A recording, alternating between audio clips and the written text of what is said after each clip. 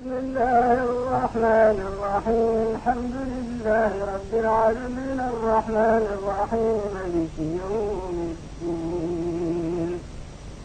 إياك نعبد وإياك نستعين اهدنا الصراط المستقيم صراط الذين أنعمت عليهم غير المغضوب عليهم ولا الضالين.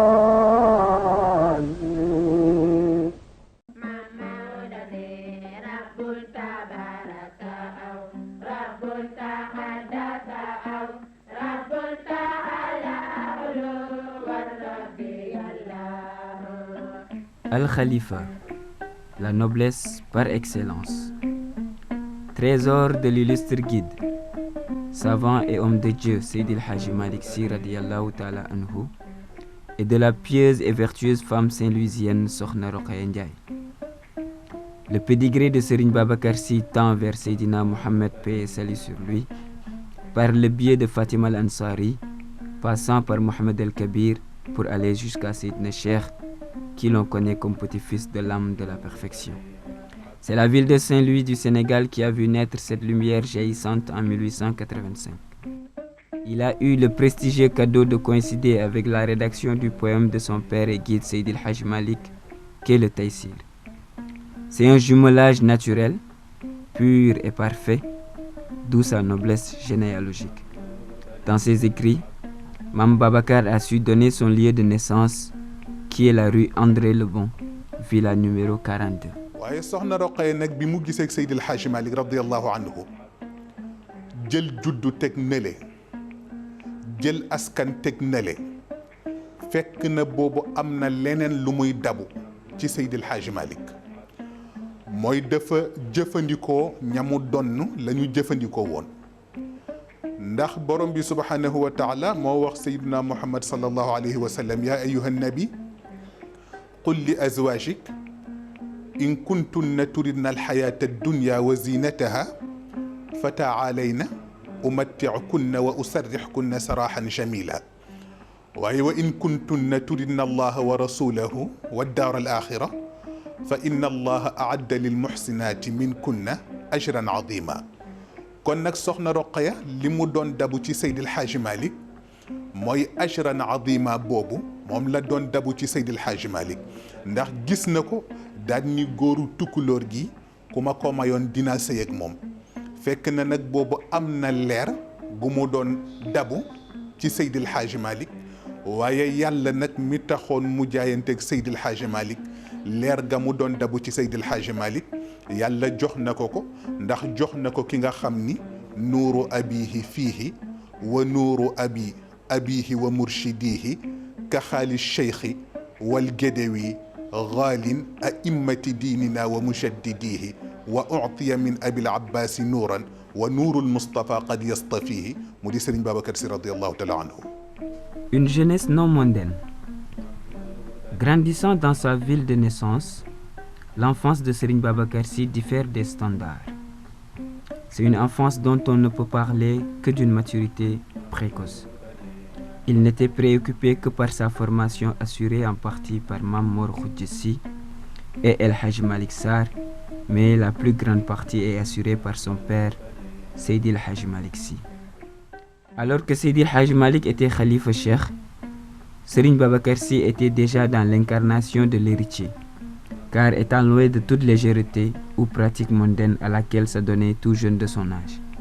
Serigne Cheikh de confirmer dans une de ses écrits qu'à 20 ans, Seydi Aboubacar a déjà été complet dans toutes ses formes. رأت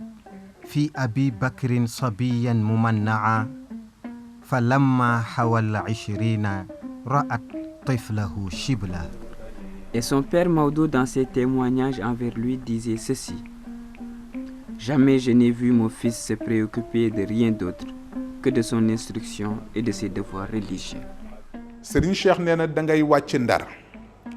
nee na nga laaj ko ni ko yow mi nga xam ni Serigne Babacar ci sa suuf la ndawee nee na da nga koy laaj Serigne Babacar ba mu nekkee ci sa suuf nekk ndaw nu mu meloon nee na moom Ndar nee na dina la wax ni Serigne Babacar Sy radiyallahu anhu gis naa ko mu nekk ndaw waaye gis naa ko muy ndaw loo xam ni ndaw lu fegu la loo xam ni mboolem lu yàlla xaraamal Serigne Babacar fexe na ba tere ko boppam. nee na ndarit dina la tontu ni la Serigne Babacar si radiyallahu anhu nee na dina la wax ni bi muy am fukki at nee na dina la wax ni Seydil Hadji Malick bu nekkee asadit boobu Serigne Babacar nekk na chib la. nee na ndarit dina la tontu ni la Serigne Babacar bi muy am ñaar fukki at nee na ci la ko yàlla jox wilaayam nee na mu nekk wilaaya ilu Saint-Louis nee na yàlla def ci moom ay secret mystique yu nekk ci biiram nee na la yoo xam ni nee na Serigne Babacar nee na bu waxee nee na la mu wax tabaxu nee na bu sampee nee na la mu samp dëgër Serigne Cheikh nag nee na lii Serigne Babacar si nee na ci ak ndawam nee na la ko yàlla jagleel. Seydi Aboubacar Sy, l'incarnation des valeurs impériales. On ne peut parler de Serigne Babacar Sy sans pour autant faire focus sur ses valeurs. Ces valeurs qui font de lui la référence idoine pour tout humain. man miinoon naa ko lool yàlla xam na ko waaye góor gu baax la góor gu amul morom la tabarkalla góor gu civilisé la woon maa ngi fàttali ko keroog Omar Samb mii la ñaan ni ko dooma may tuuti ndox nag dafa góox rek moo tax médecin yi yedd nañ ko ci ni ko ndeke yow doo naan te ci sa âge da nga war di naan ndeke Maodo bind ni nañu wattu naan mu nekk la ko coow loo xam ni man mii mani fokk nu seet lu tax parce que docteur bi ne ku naanul sa reen yëpp yàqu Maodo ni wattu leen naan bu bare nan seet fu yëf yi jëm moo gën a baax kat ñu ni Maodo ba mu koy wax ci buntu koy jàng ci école la taxoon waaw ndax bu naanee lu bare dafa jóge ci guddi gi te képp koo xam ne da nga toll ci njàng da nga war a nelaw ba sa yóor réparé bu baax a baax moom daal coow la mujj bare waaye ba tey rek noonu la baax na waaw ñu di ko soow rek Omar Samb mii xam naa bëgg mu naan lu bare tax mu sotti ba weer ba di fees mu di ko xool ba mujj mu ni ko waaw Omar mu ni ko fu maa teg sama tuñ wallaay ndeysaan ñun ñëpp nu daanu ci suuf wallaay ndeysaan ndax yiwu rek wallaay mu ni ko fu maa teg nag sama tuñ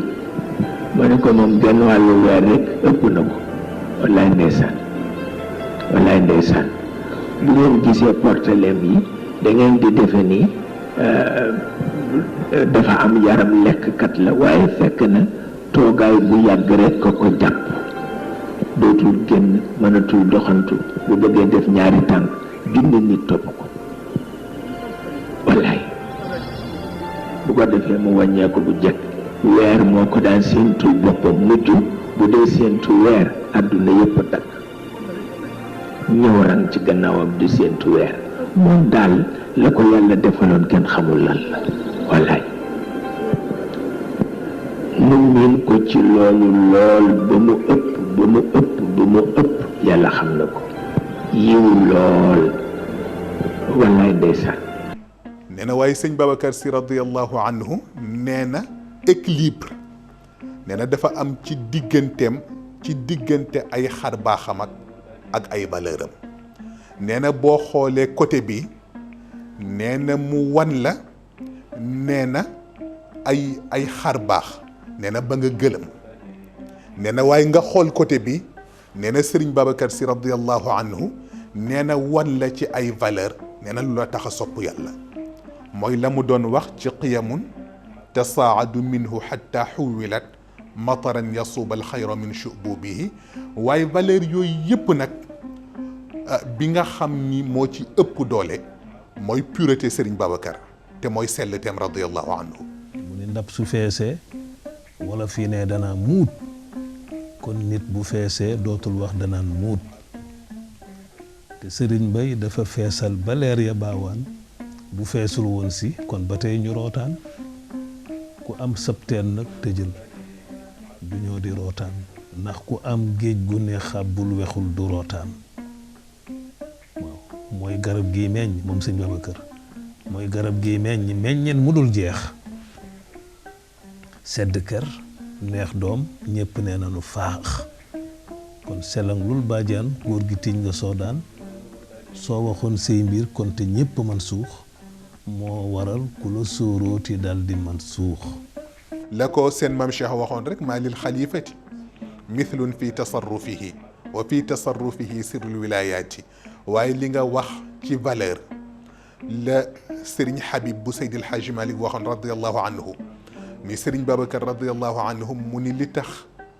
ay mayam exceptionnel mu ni nitu yàlla yi mu ni li ñu am ci seen digganteeg seen borom nee na kurus a leen ko may ci kurus lañ ko tabaxee mu ni waaye Serigne Babacar nag radiallahu anhu mu ni lu mu am ci digganteem ak boromam nee na ci ay jikko ci ay valeur la ko tabaxe ndax Serigne Cheikh nee na jege yàlla nee na comportement rek la wala qad aliftu nag abal habibi wa ilmuhu yakfi lmurida ida ataahu nazila wa aliftuhu walsalihatu ghinaauhu wa raaytuhu yashfi bidaka alila raba altabai'a binnaqaa'i wa bacdaha zakka annaqaa'iba awxawa tafdila wa tarafaat axlaaquhu an gayriha mimma yuwaafiqu qaalahum aw qiila. Irréprochable dans ce sens, Seydi Aboubacar a su se forger une personnalité rare de son temps. Un homme dont l'équilibre entre ses dimensions est d'une clarté explicite. C'est pourquoi Serigne Cheikh Ahmed Tidiane Sy radiyallahu ta'ala anhu disait que Serigne Babacar Sy se démarque à travers ses vertus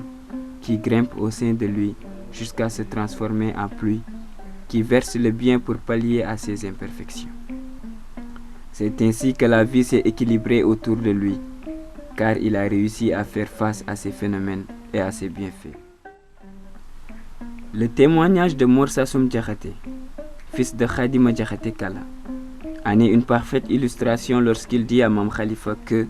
« Tu as des qualités éminentes que ne peut imaginer mon esprit et que n'arrive point à détailler ma plume et ma rhétorique. La souveraineté est ton héritage. Tu as suffi à tous les clairvoyants. Sans toi, la religion souffrirait de manque de guides réfléchis et dont l'esprit est le terrain de la vraie culture. Ceux qui s'arrosent le titre de marabout ne font que se promener et s'enorgueillir de parures qui ne valent rien.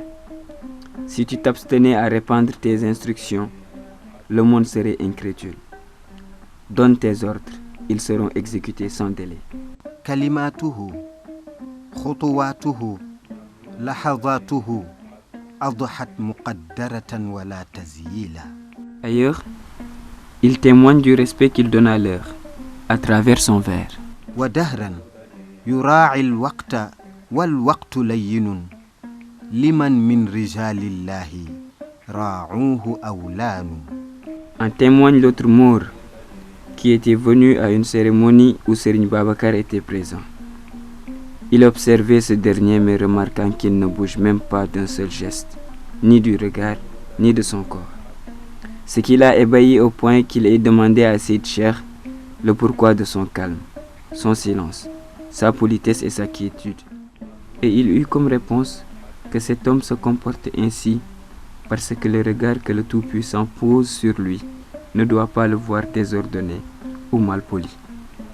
D'où il dit أنه يتأدب مع الحق. Dites à ceux qui vont à la recherche du bien, consultez notre calife, déclarait Seyd Cheikh en parlant de sa diplomatie. Il poursuit en évoquant que son hôte est le plus heureux du monde. Sa grâce est à la portée de tous. Il est le maître qui a mis à niveau, par l'aplomb de son sang-froid, les pierres de la bonté. C'est le sauveur dont la protection va à tous ceux qui ont espoir en lui. Il aime la vérité et ne base ses actions que sur elle. Ses démonstrations sont nettes, claires.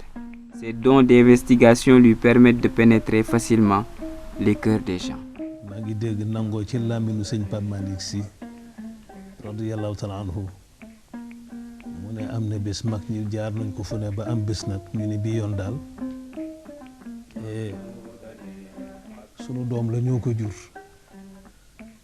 bu ñu dem seeti ko waaye nañu yónnee ndaw woolu ko ñu toog fii bu ñëwee ñu wax ko dëgg nag nañ ko wax dëgg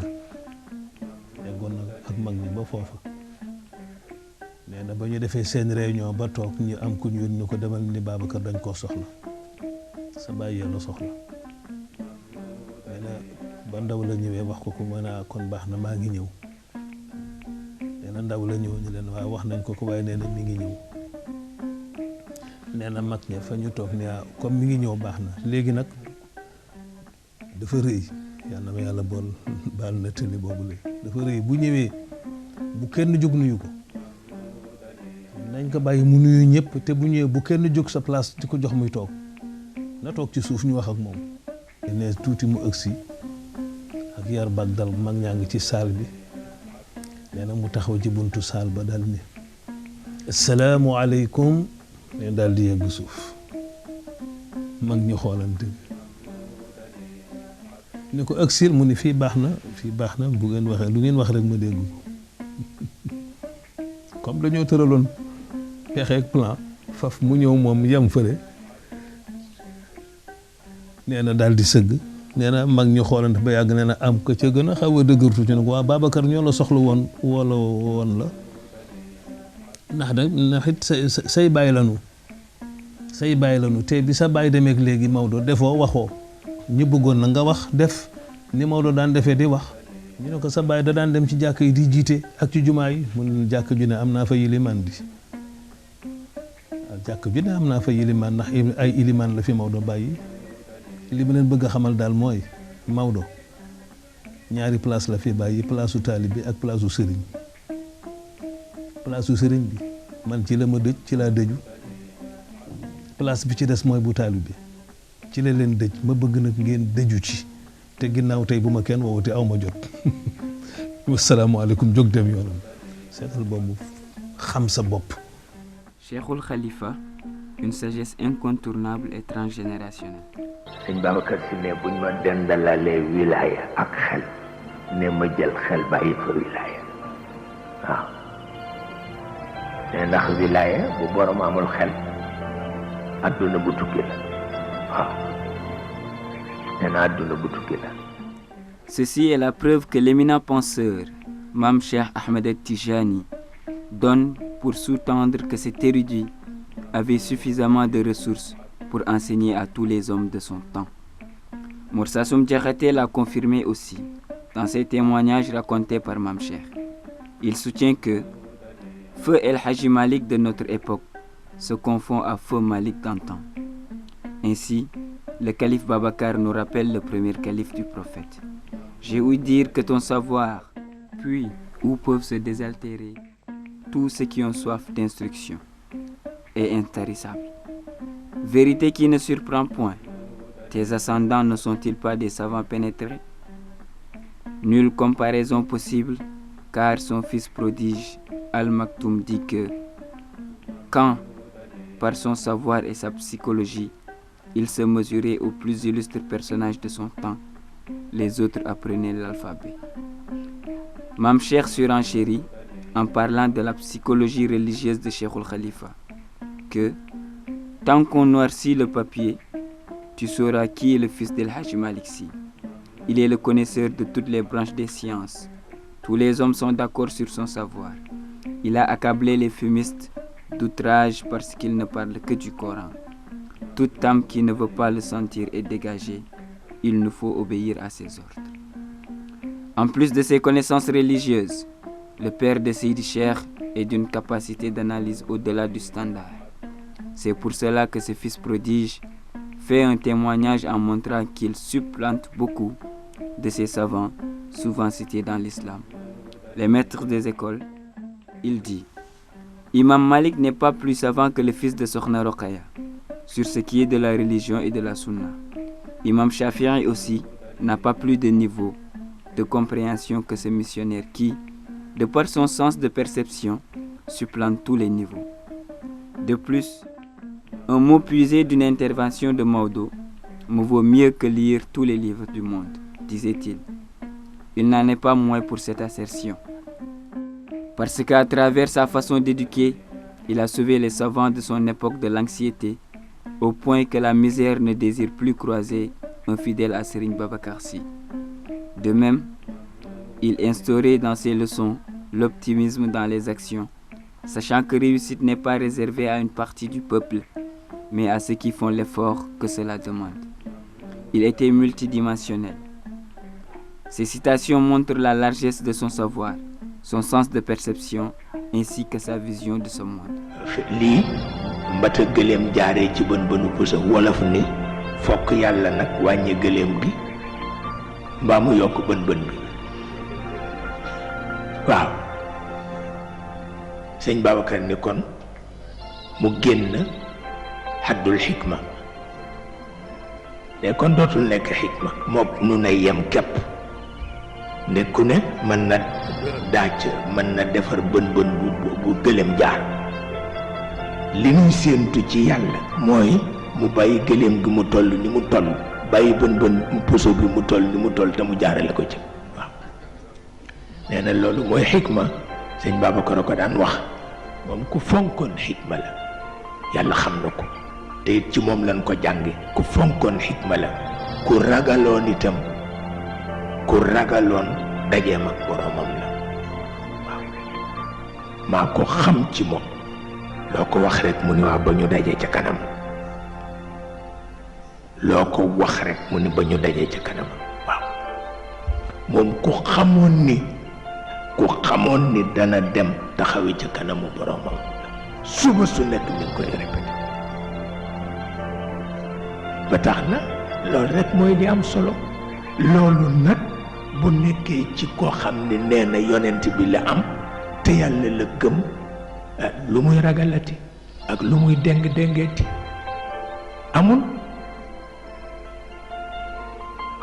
amul nag ba tax na kon nuy jéem rekk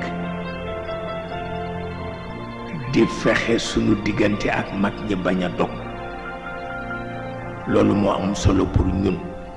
ak di dunde seen wax yi te bañ ko xeeb bu nu ko booleek li nu jàng ci tubaab yi dina am fu nu mën a jaar mu dellu ci li Sidil Hadj Malick waxoon bi ko tubaab yi ne dañ fi bëgg a def l'école mu ne Babacar a ngi de bu ngeen ma ko laajoon ma jox leen ko ñu ni ko lu tax mu ni jëkk naa leen ci moom ba noppi waaw lu mu war a xam rek xam na lu mu war a xam na ko bu jàngatee tubaab du ko wàññi dara waaw waaye bu ma leen jëkkul woon ci moom moo leen ko joxee rek àdduna tukki. La plume du calife, une adresse et une profondeur attestée. Qualité de texte, profondeur, niveau soutenu de langue, diversité de style, cocktail de langue, Cheikh Al Khalifa et de ses intellectuels, dont la plume est une vitrine qui confirme sa hauteur. Serigne Cheikh a témoigné pas moins de 2 fois sur la plume extraordinaire de Serigne Babacar Sy, qui n'a cessé d'ébobir et d'enseigner à travers cela. ku soppoon xam-xam Serigne Babacar Sy waaw te soppewu ko nag cofeelu Serigne daf ko soppu scientifique mystique dafa nekkoon l'un des plus grands intellectuels de son temps.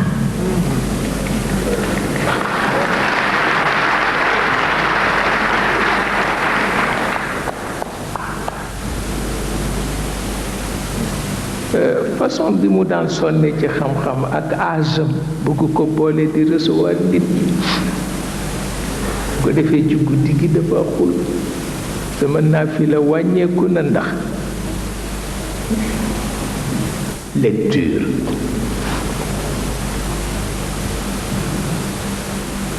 guddi lay jàng guddi lay bind te wóoluwu ca kenn boppam rekk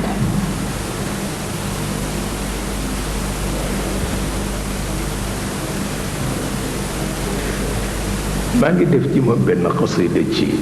koor bi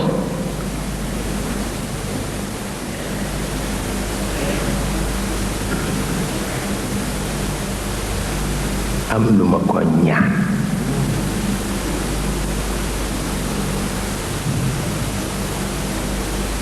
ma ni ko xam naa di nga ma jëppi de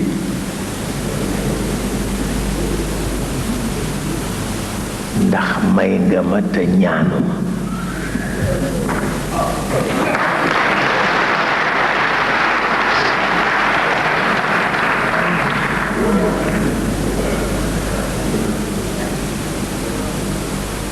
kon nag su ma wàññi ko di ñaan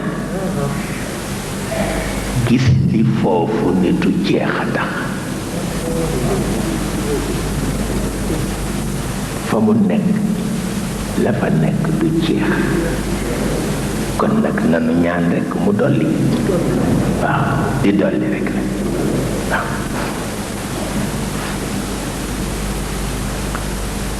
ku bëgg xam-xam te di ca sonn tabarkalla tabarkalla dëgër boppam ci lu mu gëm Maodo daan na sàkku ci mu génn ca mu të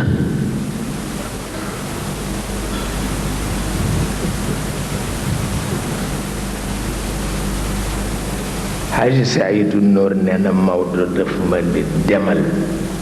wax Babacar ngeen ànd dem gaar ba teerul ma kilifa sangam nee na ma ñëw fekk ko mu toog amee téereem di bind ma ni ko Maodo nee na nanu dem ca gaar ba teerul ko kilifa sangam mu ni ko soo demee nga ni Maodo ma lank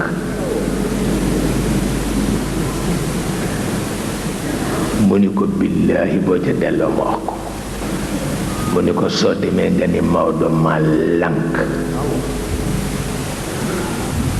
mu ni ko boo ko ñetteelee ma dem wax ko mu ni ko soo demee nga ni Maodo ma lank nee ma mer fa bu dem ca Maodo ni ko Babacar nee na moo lank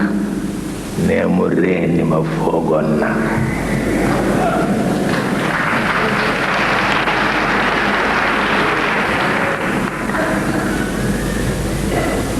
nee na ma ni ko lu tax mu ni ma dafa waxul dara ca tariqa te ñun ca tariqa la nu nekk te moom waxul dara ci tariqa la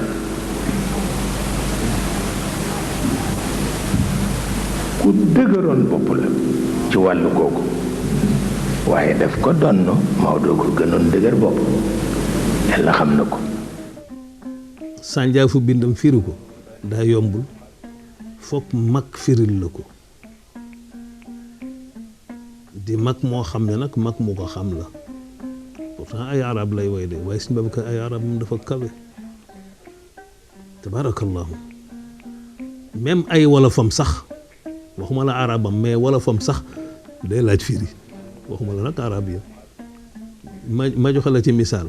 ci wolofam boo xam ne xam nga ay wolof la ñu nàmp wolof xam nga dafa way ni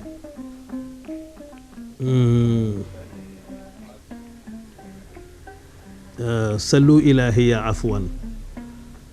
summa aafiyatan muy wax ju wóor waxi yoon nen kay sangub sang ya ne humal amimaan fii dunya wa axiratin ni biir mbaamu njaay àll mooy koomu fettuk xale ya xam nga ay wolof la biir mbaamu njaay àll mooy koomu fettuk xale ya xam nga ay wolof la ay arabam tamit noonu lay xaw a demee Sëriñ Babacar Si radiyallahu anhu ci wàllu mbindam li koy seede seen maam Seyid Cheikh Ahmed Tidiane Si radiyallahu anhu nga xam ni yàlla dogal na ci moom ñaar yàlla dogal na ci Serigne Cheikh ni mooy amiru shuara yàlla dogal na ci moom it mooy tajul udaba waaye Serigne Cheikh moom laa daan dégg radiyallahu taala anhu muy wax ni Serigne Babacar nee na su ma liiree mbindam nee na dootuma bëgg a wéy mu ni su ma liiree mbindam nee na damay ruus mu ni ndax mësumaa gis mukk nee na doomu soxna nee na bu nodd way comme Serigne Babacar Si radiyallahu anhu Serigne Babacar Si xam nga demul Màkka de seen war a daan wax Alaaji Babacar Si ma ni ko demul Màkka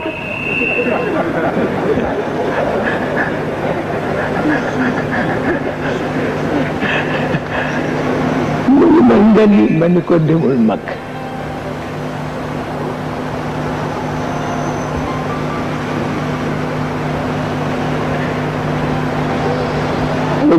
ma jóge Dakar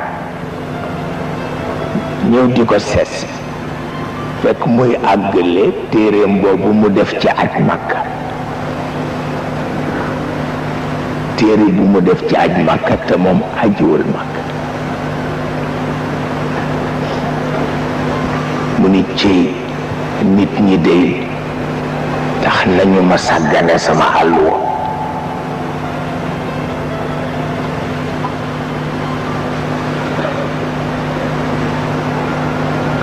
ba dawir yaa ngi sikkar kur gi fes tay ni nit ñi dey tax nañu ma sàggane sama àlluwa ma ni ko ngay jàng guddi mu ni kon na maa def sama naafila mu ni ko nga séddale ko genn wàllu naafila genn wàllu nga jàng parce que ñoo bokk yool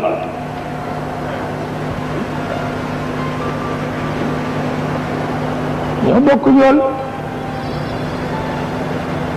ba ni muy guy ji boroomam bàyyiwul àlluwa ñu ngee jàng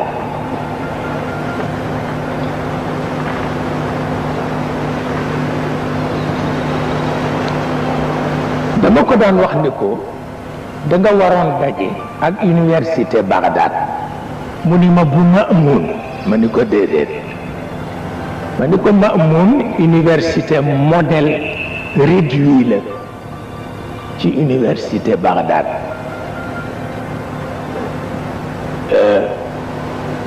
ma ni ko Bagdad a toll woon kër goo dugg faculté la dëkk ba yëpp di université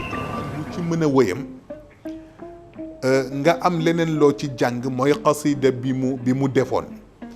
ngir di ci tooñ mbokk doomu ndar yi moom Serigne Babacar dem ba jël français boole ko arab di ci def xasida naan wa haythuma laqita minhum wahida yaqulu mais eh bien yakunu shahida aja lada widaa'ihim ma'rufun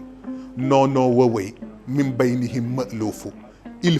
faut mu'allafun bila ajal si لدى تحقيق قول وعمل وذاك دأب مثبت مع برسك وشدد الحديث لفظ اسك nga di ci jàng moom Serigne Babacar li ko yàlla defal ci way waaye soxna Binte Serigne Babacar si radiyallahu anhu li nga xam ni moo def particularité wayam mooy Serigne Babacar dafa am lu kenn amul mooy lugaam Serigne Babacar lugaam la kenn amul dafa sëpp ci balcon bi gis benn xale bu mu miinul daan ni dunnu ni li xale bee de miinuma ko ci kër gi demal nga laajal ma lu muy dox góor gi dunnu ni li ñëw laaj xale ba la muy dox waaye bi muy indil Serigne Babacar réponse radiyallahu anhu góor gi dunnu ni defal ko wëy ni Serigne Babacar dayfun araahu adiban fi taxafudihi ka xaarijiyin yaxaafu dahra tadlala fa qultu mustafhiman man anta yaa waladi fa qaala mubtasiman man mbokk joolaa la Cerno Dunnuuni li waaye moom Cerno Dunnuuni li bés ñëw benn altine mu ñëw ni sëñ Babacar si radiyallahu anhu dafa am kan ñu ñëw di ziar si te moom sëñ Babacar radiyallahu anhu bokk na ci habitude am mooy daawul recevoir lundi ndax yi muy liggéey ci digganteem ak boromam waaye moom keroog góor gi Dunnuuni li bu waxee sëñ Babacar ne ko ñi lay ziar si sëñ Babacar ni ko da nga leen di wax ñu dem ba talaata waaye sëriñ Babacar defal ko qasida waaw wa qul lizaa'iriina ñu ñëw talaata ca tisbaaram ida addu salaata wa qul lahumu ñu ànd ak tey li maa fi xadiisil badri tey gaay tax dukaata waaw ci waxinam yu rafet yooyu nga xam ni seen maam Cheikh waxoon na ko ni ko ara laka fi madxi tijaani asaliba tuuti shi'ra xaqa xayaalihi ka annaka fi l awzaani aw fi bayaanihi wa fi sighati al alfaadi aynu mithaalihi kon nag mbindu Serigne Babacar moom loolu rek lañ ci mën a résumé. Al Khalifa, une mission de conservation, de consolidation et une stratégie d'expansion. Ayant hérité de la mission de Maodo à 37 ans, Cheikh Al-Khalifa avait la lourde tâche de conserver le travail mémorable et les résultats palpables de son prédécesseur, de consolider ainsi que d'aller plus dans l'expansion de la tariqa Tijaniya dont il est le calife. Et pour ce faire, il faudrait déjà afficher sa grande majesté afin de montrer à ceux qui étaient disciples de Mame Maodo qu'il a laissé un héritier légitime du nom de Babacar. Mame Cheikh, dans ses écrits,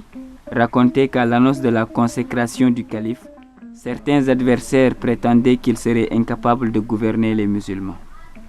Bon nombre de savants de l'époque lui manifestaient une grande aversion. Quelques-uns se refusaient à reconnaître un pouvoir confié à cet adolescent,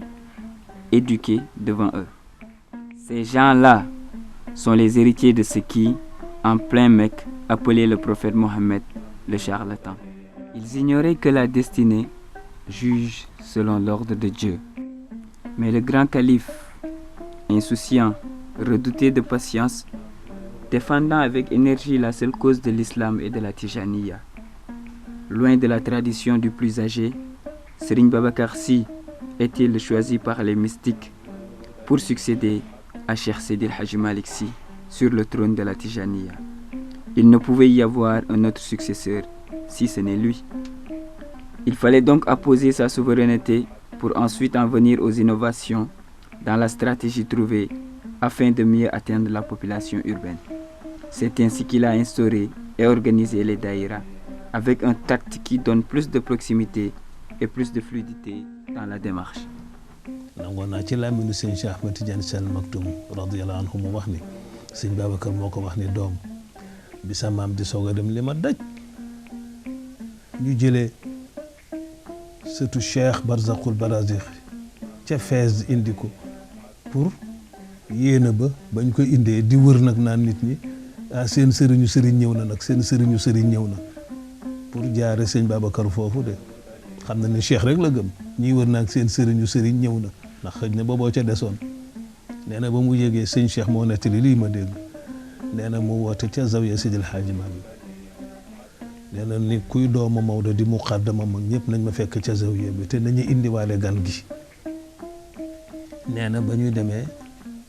ñu indiwaale gan gi nee na mu ni Pape Alaaji Maxtar Babu yal na yàlla doole ci moom leer mu ne ko li may wax jógal nga di ko wax ci arab gan gi di ko dégg sëñ Babacar ay arabam kenn attunu ko woon xamuloo moo gën a dégg ñëpp arab mais yu mel noonu da daan woo Pape Maxtar Babu di wax ci wolof Pape Maxtar Babu di tekkil gan gi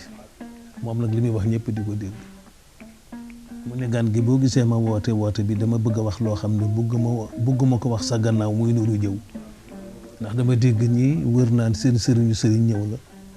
ma bëgg la xamal ci seen kanam ni la doo sama sëriñ sama gan nga loolu la moo taxoon ma woote samaam Cheikh sax bu ñëwoon fii ci man lay wàcc xam nga kuy sama sëriñ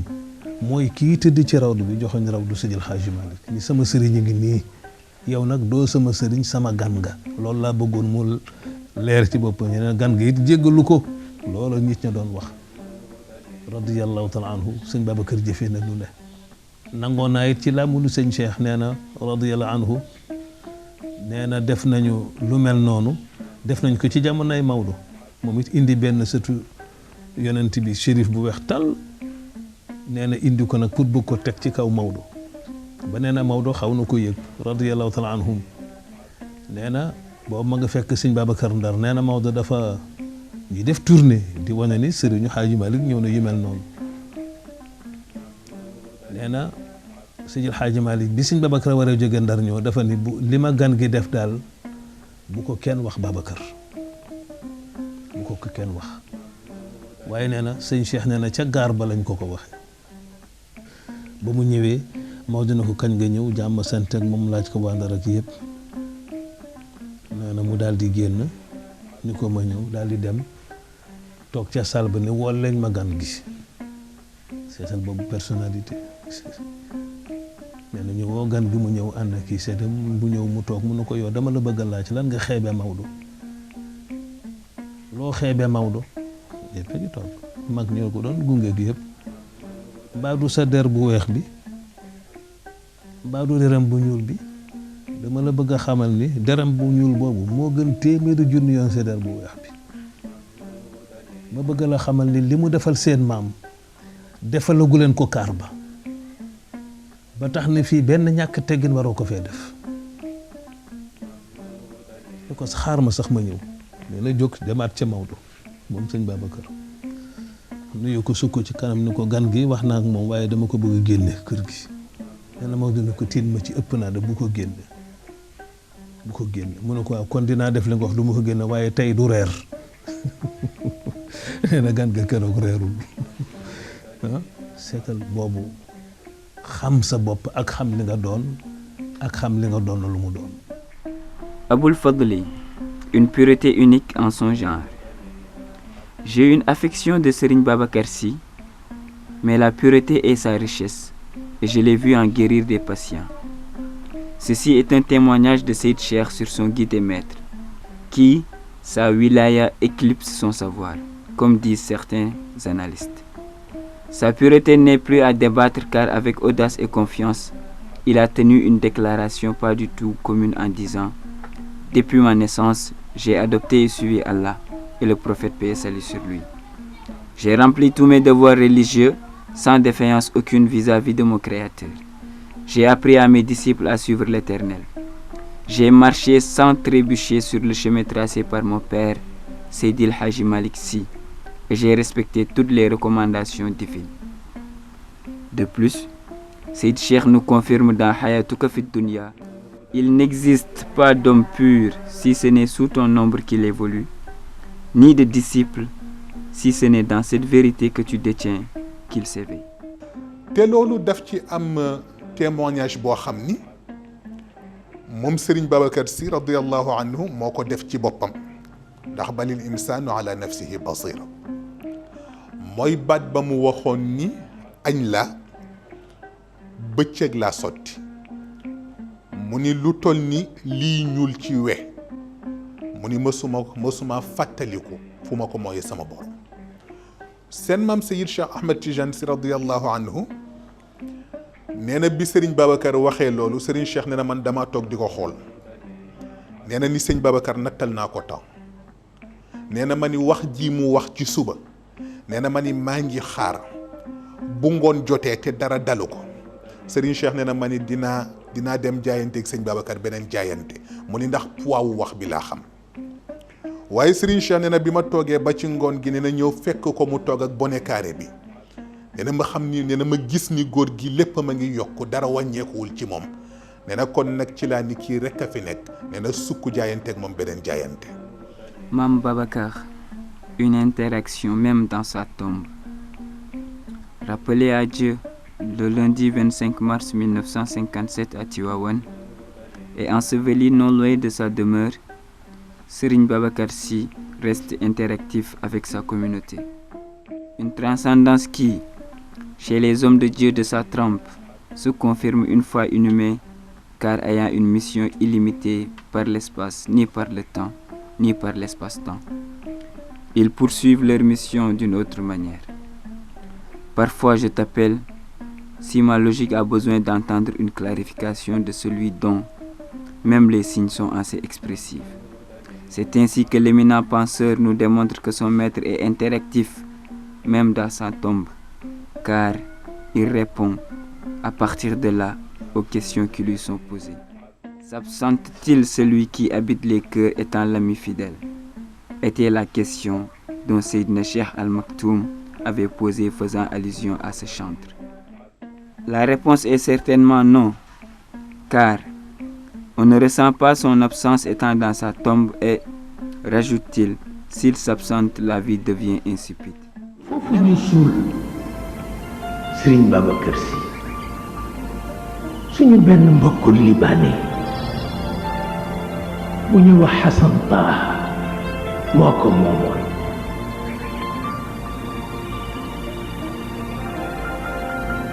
benn jigéen bu sell ñu di ko wax yaay ndox mbaay ni ma Hassan Taha bii daal am na cër ci yàlla ma ne ko lu tax mu ni ma dama gént gis fas bu weex tàll ñu takk ko ci diggu ëttam ma laaj fas wi ku ko moom ñu ni ma Jibril alayhi salaam moo ci wàcc ma xam ne Xasan Taha borom cër ñu génte jamono yu néew Xasan Taha dogu ci dellu Liban nii kër ga yéenewu ko ku dul Sëriñ Babacar jox ko nekk foofu lañ ko nar a suul mooy la ko seen maam Cheikh waxoon rek radiyallahu anhu keroog ba mu wuyjee boromam lu njëkk ñu koy dugal ci bàmmeel Serigne Cheikh daf ko tiim ni ko xayaatuka lil islaami magnan wa magnamu wa mawtuka law adda ila al mawti aslamu mu ni ko sa dund mu ni ko richesse la mu ni ko trésor la ci l'islam mu ni ko waaye sa demit mu ni ko lenn tax diisul mu ni ko mooy yëgloo gi ñu yàlla yëgloo ni dee mënu laa rey mu ni ko ndax dee mu ni ko bala lay rey day fekk mu attan sa poids mu ni koy te yow Serigne Babacar Sy radiyallahu anhu sa poids ku ko tegoon ci kaw dee dootul dox ndax lam ko waxoon ni ko law gaaba asbahatil xayaatu qatila Serigne Cheikh lam waxoon Serigne Babacar radiyallahu anhu ni ko boo faatu woon mu ni ko dund ci boppam mooy xaru mu ni ko ndax dund yow Serigne Babacar yow lay wéttali ko keroog bi mu tëddee ci lalu feebaram soxna astukan radiyallahu anha dafa ñëw ni ko góor gi mu ni ko man de leen rek a ma xaw a diis mu ni ko yaa ngi tëdd te dafa mel ni yaa ngi ci waajtaay mu ni ko te njaboot gi nga fi bàyyi di ndaw mu ni ko te góor gi wolof dafay wax ni sàmba mën na kanamam waaye mënul ginnaawam waaye soxna astukan radiyallahu anha bi mu waxee loolu Serigne Babacar Sy radiyallahu anhu Serigne Babacar mi ngi tëddoon nekk ci feebar waaye dafa jóg toog ni ko soxna si mu ni ko waaw mu ni ko sàmba mën na kanamam waaye mënul ginnaawam mu ni ko dafa mel na rek mu ni ko ñaara mën a am mu ni ko bi ko wolof di wax mu ni ko mel na ni wolof juum na foofu wala bi ko wolof di wax wolof xamuma woon mu ni ko ndax soxna si mu ni ko sàmba mi tëdd nag mu ni ko yàlla dogal na mën na kanamam mën na ginnaawam mën na kanamam mën na gannaawam mooy sëñ Babacar Sy mooy la ko bàyyi Bachirou Thioune wax ca wayam ba ku di soppeem jëflante nag yow ci baatin tey la raw ñaari lamp sax lay niite ku di soppeem jëflante nag yow ci baatin tey la raw ñaari lamp sax lay niite kon ku ko gëm boo yeboo dalal du la fàtte te sa mbir soo yeboo dogul ni du suulu radiyallahu taala anhu kon ñu ngi ci moom ba bañ koy fekk rek maa ngi def ci moom benn xasida ci koor gi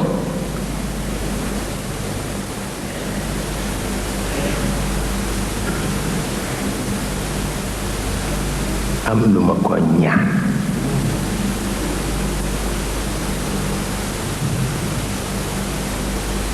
ma ni ko xam naa di nga ma jëppi de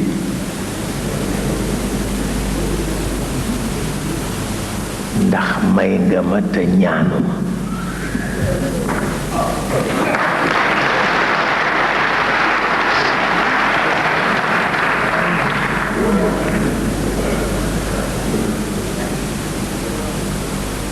kon nag su ma wàññi ko di ñaan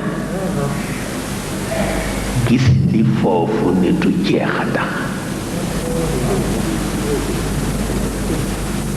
fa mu nekk la fa nekk du jeex kon nag nanu ñaan rekk mu dolli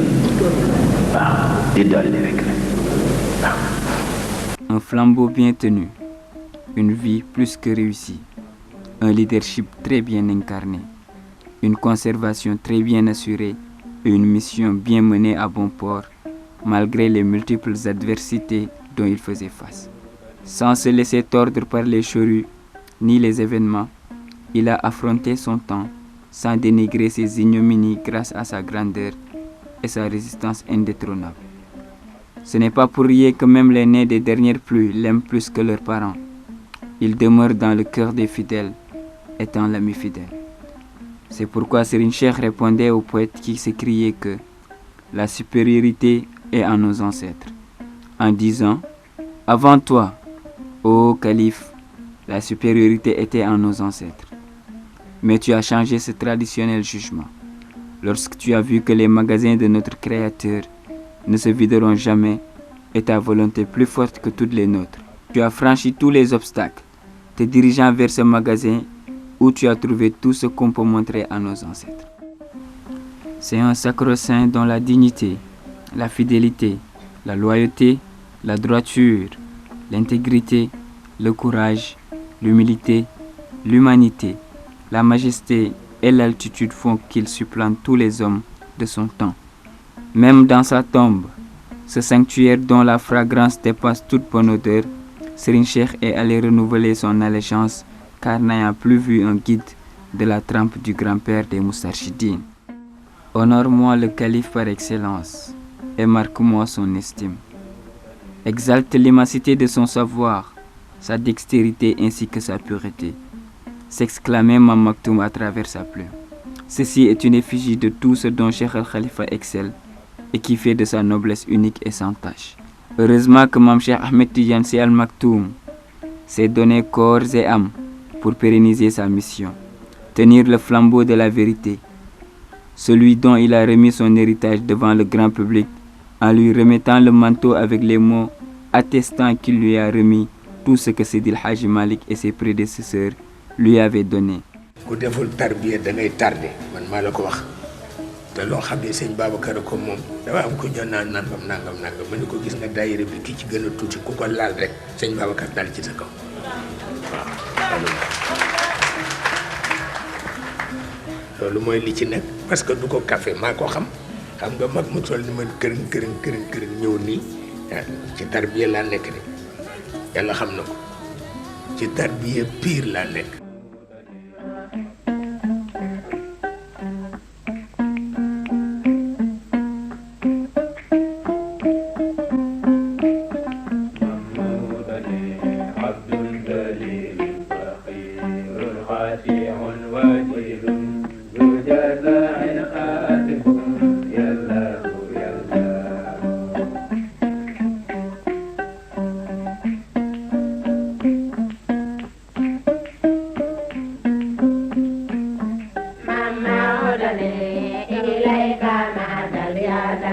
رجاء مغفرة عدل